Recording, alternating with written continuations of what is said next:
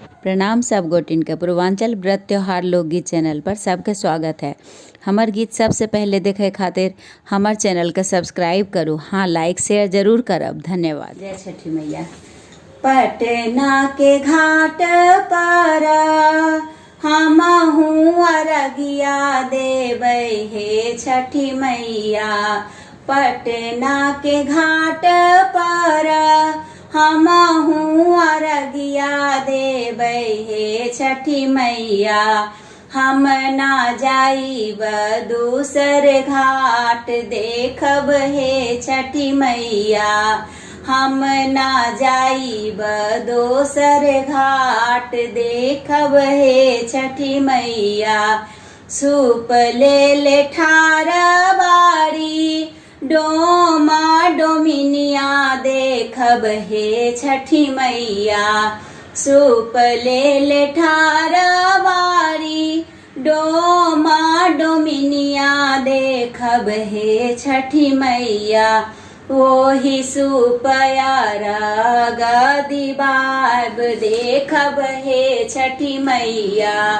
वही सूपयार गदीबाब देखब हे छठी मैया।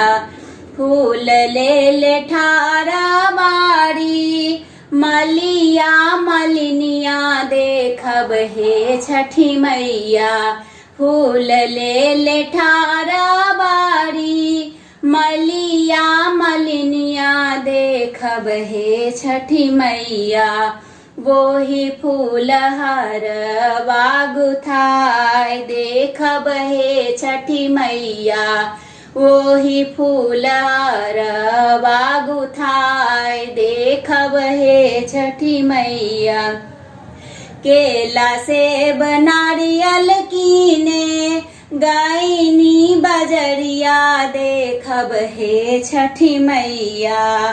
केला सेब नारियल कीने गायनी बजरिया देखब हे छठी मैया। ओतही लगल बड़ी देर देखब हे छठी मैया। ओतही लगल बड़ी देर देखब हे छठी मैया। भूल चूक हमरी मैया रखब ना धयनिया देखब हे छठी मैया।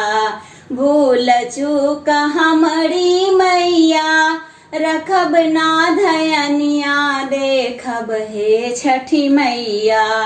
हमरो अरगिया लेहब मान देखब हे छठी मैया। हमरो अरगिया लेहब मान देखब हे छठी मैया।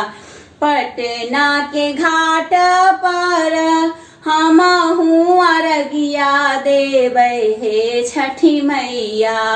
पटना के घाट पर हमहू अरगिया देबै हे छठी मैया।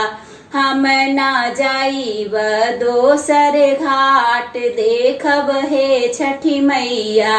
हम ना जाइब दोसर घाट देखब हे छठी मैया।